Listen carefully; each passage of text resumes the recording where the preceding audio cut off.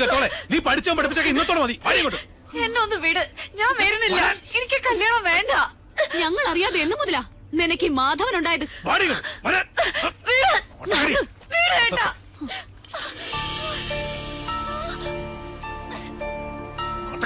നിന്റെ ഒരു ആരാധനാമൂർത്തി. അച്ഛാ, ഞാൻ മിണ്ടരുത്. നീ ഏത് നമ്പൂരിയുടെ ഭാര്യയാകണമെന്ന് ഞാൻ തീരുമാനിച്ചിട്ടുണ്ട്. അതല്ലാതെ ഏത് കാമദേവൻ വന്ന് എന്റെ കാൽ കീഴി കിഴിവെച്ച് സാഷ്ടാംഗം പ്രണമിച്ചാലും വിട്ടുകൊടുക്കില്ല കുത്തൻ.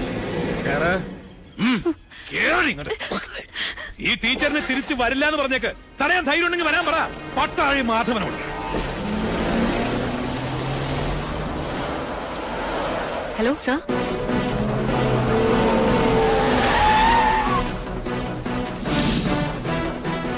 ഇയാളാണോ മാധവൻ? അല്ലച്ചാ, ഇത് കുഞ്ഞുണ്ണിയാ. ഇത് ടീച്ചർ സൂക്ഷിച്ചു വെച്ചിരുന്നല്ലേ? പട്ടാഴിയിലേക്ക് വരാൻ ഇനിയും ടീച്ചർക്ക് മനസ്സുണ്ടെങ്കിൽ ഇപ്പൊ ഇതിനകത്ത് ഇറങ്ങണം.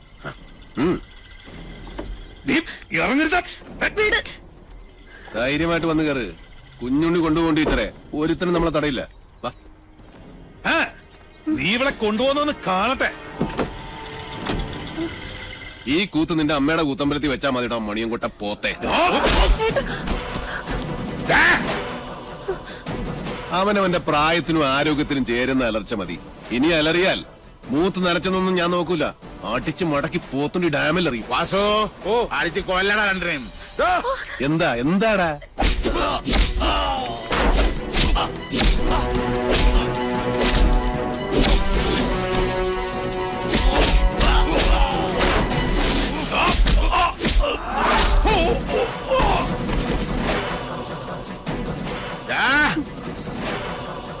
ജനിപ്പിച്ച തന്തയെ മോള് തള്ളി പറയണമെങ്കിൽ ഒന്നുകിൽ അച്ഛൻ അച്ഛനല്ലാതാവണം, അല്ലെങ്കിൽ മോൾ അത്രയ്ക്ക് ദുഷ്ടയാവണം. ഇതിലേതാണെന്നുള്ളത് തെക്കോട്ട് തലവെക്കുന്നതിന് മുമ്പ് കാരണം ഒരു ആലോചിച്ച് തീരുമാനിക്കും. രുദ്രാക്ഷം കഴുത്തിലല്ല, മനസ്സിലാണ് വേണ്ടത്. കേട്ടോ മോണിയംകൂട്ട് രാവണം. ഒന്നുകിൽ ഇത് ഇവിടെ വെച്ച് അവസാനിപ്പിക്കണം, അല്ലെങ്കിൽ നമുക്ക് ഇവിടെ നിന്ന് തുടങ്ങാം. രണ്ടായാലും എനിക്ക് വിരോധമില്ല.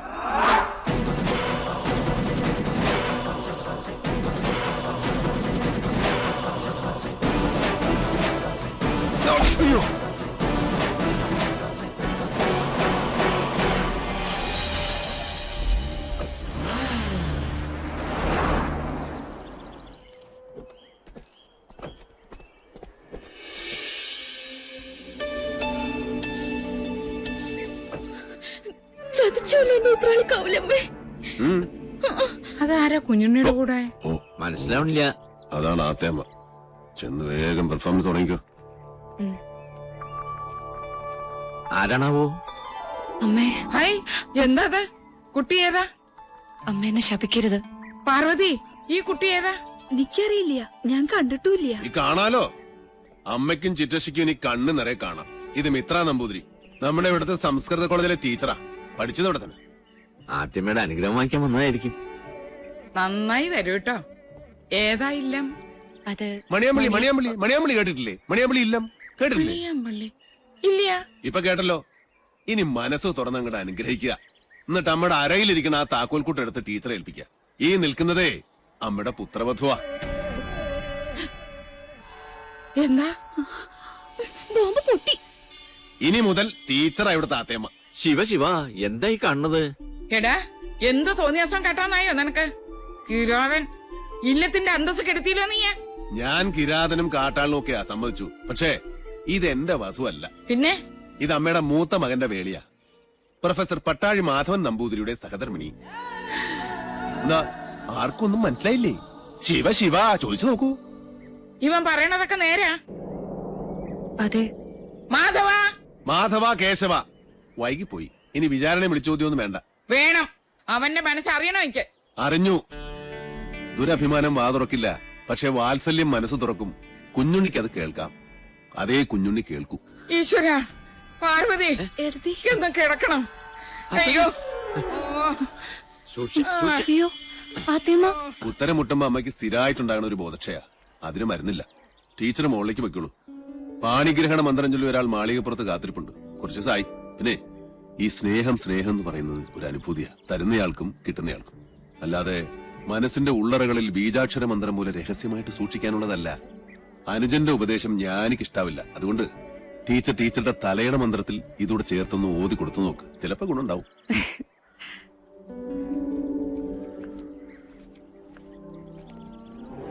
നളി, പൊയ്ക്കോ.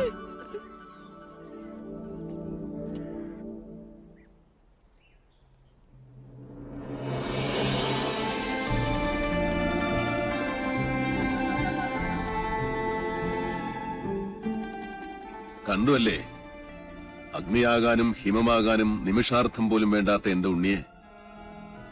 പട്ടാഴിയിൽ ഒരു സ്നേഹപ്പാലാഴിയുണ്ടെന്ന് പറഞ്ഞപ്പോ താൻ വിചാരിച്ചു കാണില്ല അത് ഇത്രയും ചൂടുള്ള ഒരു ചെങ്കടലായിരിക്കുമെന്ന്. അല്ലേ? മുൻഷുണ്ടി ലേശം കൂടും, അത്രേ ഉള്ളൂ. ഇങ്ങനൊരു അനിയനെ കിട്ടാൻ ഈ ഏട്ടൻ സുഹൃതം ചെയ്യണം. അനിയനോ? ജനനം കൊണ്ട് ഞാൻ മൂത്തതാണെന്നേ ഉള്ളൂ. കർമ്മം കൊണ്ട് അവനാ ഏട്ടൻ. പട്ടാഴിൽ എന്തിനും ഏതിനും കുഞ്ഞുണ്ണിയാ കേമൻ. അതെനിക്കിന്ന് മനസ്സിലായി. ഇത്രയും നാള് വിളിച്ച ദൈവങ്ങളോടല്ല, ഉണ്ണിയോടാ ഞാൻ നന്ദി പറയണ്ട്. എന്താ ഇത്? ഗുരുവായൂരപ്പന്റെ ശ്രീകോവിലിനുള്ളിൽ വെച്ച് 41 ദിവസം പൂജിച്ചെടുത്ത പട്ടുതാലിയ. ഇനി ഇതിനൊരു അവകാശം ഉണ്ടല്ലോ.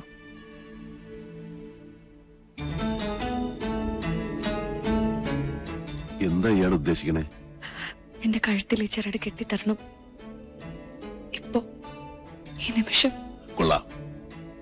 കൊട്ടും കുരവയും അഗ്നിസാക്ഷിയുമില്ലാതൊരു വേളി നടക്കട്ടെ, അതാവും യോഗം. എന്നാലും 1000 കർഗഹോമങ്ങളുടെ ബലമുണ്ട് എന്റെ ഉണ്ണിയുടെ ആശീർവാദത്തിന്. അത് മതി, എനിക്കത് മതി.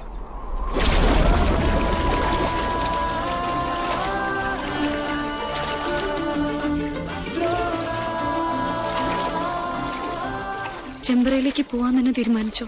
ഈ യാത്ര ഞാനായിട്ടല്ല, ഈശ്വരൻ നിശ്ചയിച്ചതാണ്. മാധവൻ പോയിരിക്കും. പടനിലത്തിന്റെ എതിർവശത്ത് നിന്റെ അച്ഛനും സഹോദരങ്ങളുമാണ്. നിനക്ക് കരയാം. ചെമ്പ്ര ഇനി ശ്മശാന ഭൂമിയാകാൻ അധികം കാലമില്ല. ഒരു താത്രിക്കും രക്ഷിക്കാൻ കഴിയില്ല ചെമ്പ്രയെ.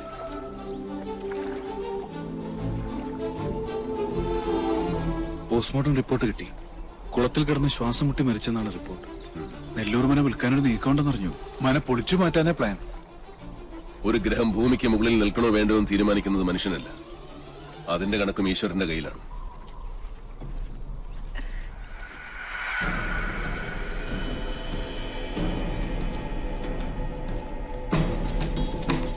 ഒന്ന് പെട്ടെന്നാവട്ടെ. നേരെ അങ്ങോട്ടിട്.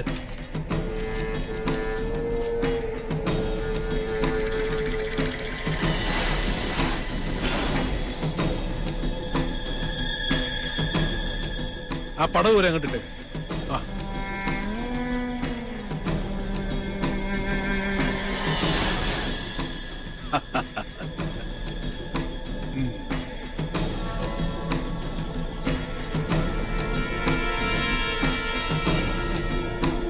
ഇതോടെ നശിക്കട്ടെ ചെമ്പ്രയുടെ ദുഷ്കീർത്തി, ദുശകുനം. നിന്ന് കത്തട്ടെ. ദാ അസ്ഥിവാരം വരെ ചാമ്പലാവണം.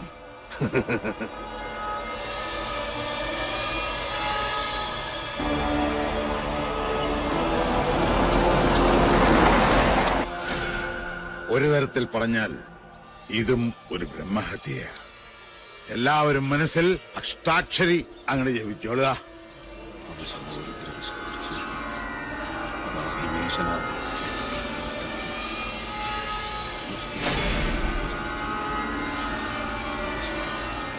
ഇനി ഒട്ടും അമാന്തം വേണ്ട, അതിനങ്ങിട്ട് അമർത്തുക.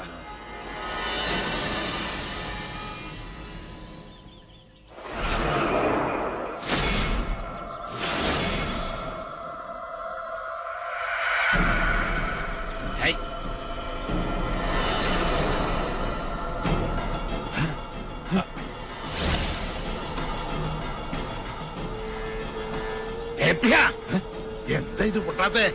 എന്താ എന്ത് പറ്റി നോക്കട്ടെ.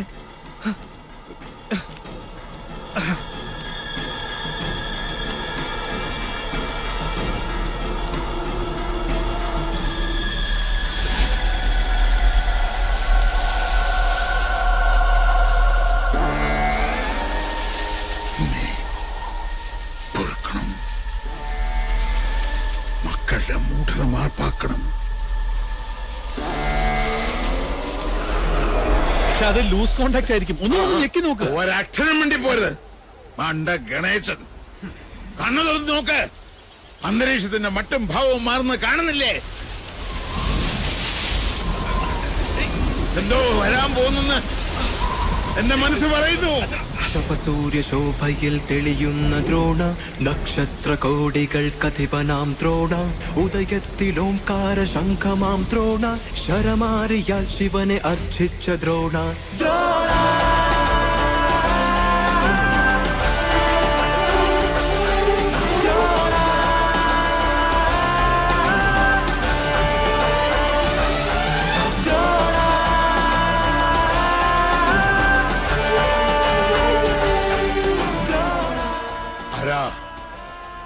ഏതായി അവതാരം? 10 അവതാരങ്ങളും ആണുങ്ങളായിരുന്നു. ആണുങ്ങളെ കണ്ടിട്ടില്ലാത്ത മണിയങ്കോട്ടെ അച്ചിക്കോന്തന്മാർക്ക് പുരുഷ പ്രജകളെ കണ്ടാൽ കണ്ണിൽ ഇരുട്ട് കയർ പിച്ചും പേയും പറയും. മാധവൻ, പട്ടാഴി മാധവൻ. ഇയാളെന്തിനാ ഇങ്ങോട്ട് വന്ന? അച്ഛനും മക്കളും വെച്ച പടക്കൊന്തേ പൊട്ടിയില്ലേ? രാവിലെ ഇല്ലത്തുനിന്ന് ഇറങ്ങുമ്പോ നെല്ലൂർമനെ കാറ്റത്ത് ധൂളിയാക്കി പറത്തിക്കളയാമെന്ന് വ്യാമോഹിച്ചു അല്ലേ? എനിക്ക് നെല്ലൂർമനെ ഇതുപോലെ കാണണമെന്ന് മോഹമുണ്ടെങ്കിൽ അത് തടയാൻ മാത്രം പോന്നവരല്ല മണിയങ്കോട്ട മണ്ണുണ്ണികൾ. മാധവൻ, പട്ടാഴി മാധവൻ, പട്ടാഴി മാധവൻ നമ്പൂതിരി. ഭഗവാന്റെ തിടമ്പ് പോലെ ചൈതന്യമുള്ള പട്ടാഴി മാധവൻ എന്തിനാ തിടുക്കപ്പെട്ടിപ്പ് ഇങ്ങോട്ട് വന്നത്? മന വാങ്ങാനോ അതോ കുഞ്ഞുണ്ണിയുടെ കൊലേറ കാണാൻ?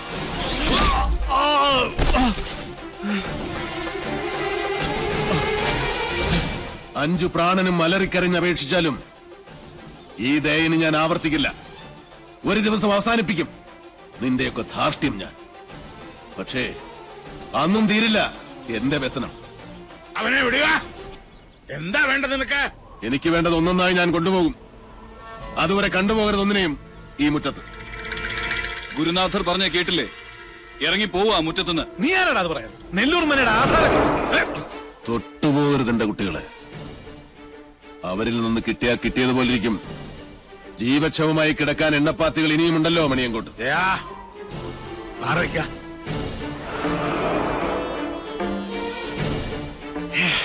ആധാരം കാണണോ? നല്ല ഒറിജിനൽ ആധാരം കൈവശമുള്ള അവകാശിയെ കാണുമ്പോൾ ഉള്ളുകാളിൽ താഴെ വീഴരുത് മണിയങ്കോട്ടുകാരനവര്. ഷാരടി മാമേ, ഒന്ന് കാട്ടിക്കൊടുക്ക്.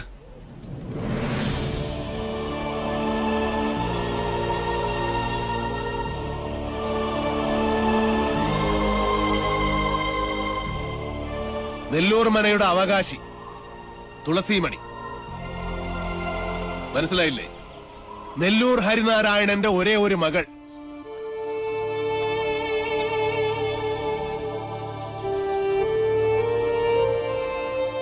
ഗുപ്തൻ ഓർമ്മയില്ലേ ആ ദിവസം?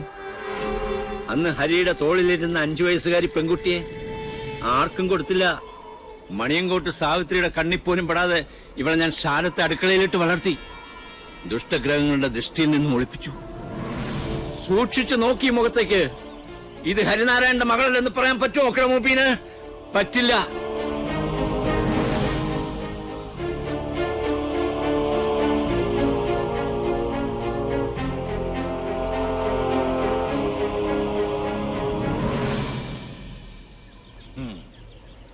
പാവം ഈ ശാരൻ. 7 സമുദ്രങ്ങൾക്കപ്പുറം ഒളിപ്പിച്ചിട്ടും നീ രക്ഷപ്പെട്ടില്ലല്ലോ മോളെ. എത്ര ആവാഹിച്ചിട്ടും സാവിത്രി ഇറങ്ങി വരാത്തതിന്റെ രഹസ്യം ഇപ്പൊ മനസ്സിലായി. കാത്തിരിക്കുക അവള്. ചെല്ല്, വലതുകാല് വെച്ചങ്ങടെ കയറുക. ഈ തുളസിക്കതിരും സാവിത്രി പറിച്ച് തലേ ചൂടും. അതിനു മുമ്പ് സാവിത്രിയെ ചുട്ട് ഭസ്മമാക്കി നിങ്ങളുടെ നെറ്റിയിൽ ചാർത്തിയിട്ടുണ്ടാവും മാധവൻ. പഞ്ചഭൂതങ്ങളും അഷ്ടദിക്കുകളും 5 സ്വരൂപത്തിൽ വാഴുന്ന ഈശ്വരൻ സാക്ഷി. ഇന്ന് തുടങ്ങും നിന്റെയൊക്കെ രാപ്പനി. പോ, ചെന്ന് രാശി വെച്ച് നോക്ക്. നിന്റെയൊക്കെ ലഗ്നത്തിലും ചന്ദ്രനിലും മൃത്യു നിറഞ്ഞു നിൽപ്പുണ്ടാവും. പോ, വന്ന വഴിക്ക് പോകാൻ. മക്കൾക്ക് അച്ഛൻ വഴികാട്ടി കൊടുക്ക.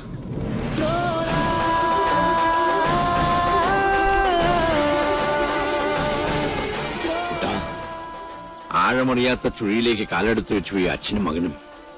ഇപ്പോ കുട്ടനും ഷാരടി മാമ മടങ്ങിക്കോളും. കുട്ടേട്ടൻ 4 ദിവസം കൊണ്ട് ഇതൊരു മനുഷ്യാലയമാക്കി ഞാൻ നിന്നെ ഏൽപ്പിക്കും. അതിന് സാധിച്ചാൽ മാത്രം പട്ടാഴിക്ക് മടങ്ങും. അല്ലെങ്കിൽ എനിക്ക് ചിത കൂട്ടാൻ കിഴക്കേത്തൊടിയിലെ മാവ് പോലും വെട്ടരുതെന്ന് അമ്മയോട് പറയണം. ശവം പാഴ്വിറക് കൂട്ടി അതിലിട്ട് കത്തിച്ചു കളയണം.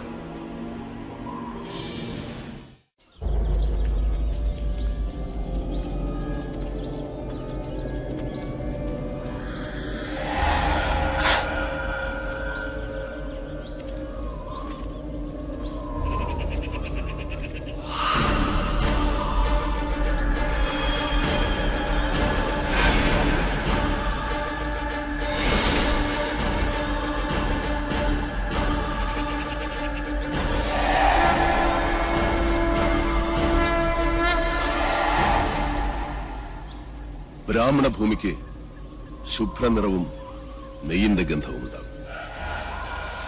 ക്ഷത്രിയ ഭൂമി ചുവന്നതും ചോരയുടെ ഗന്ധമുള്ള. വൈശ്യഭൂമിക്ക് ക്ഷാരഗന്ധമുണ്ടാകും. കറുത്തതും ശ്മശാനത്തിന്റെ ഗന്ധം വമിക്കുന്നതുമായ ഭൂമി ശൂദ്രഭൂമി, പ്രേതഭൂമി. എന്റെ പഴനി മുരുക,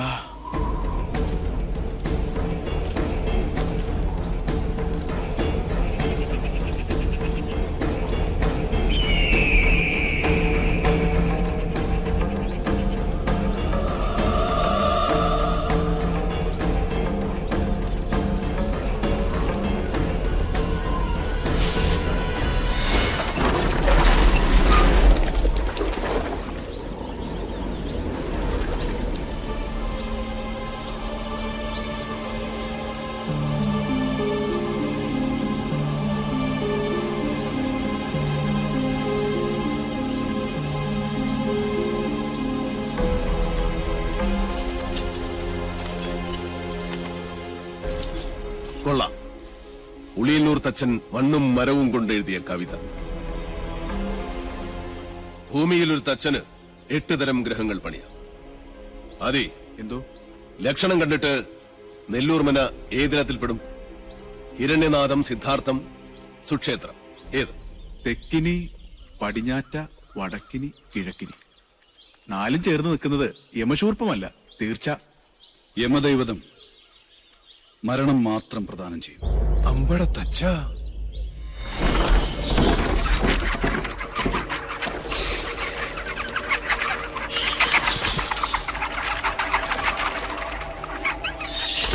അതെ, ശരവണ, പഴനിയിൽ ആറാടിയ ഭസ്മവും പഞ്ചാമൃതവും ഉണ്ട്. ഒന്നും ഭയപ്പെടണ്ട, അടുക്കില്ല ധാത്രി.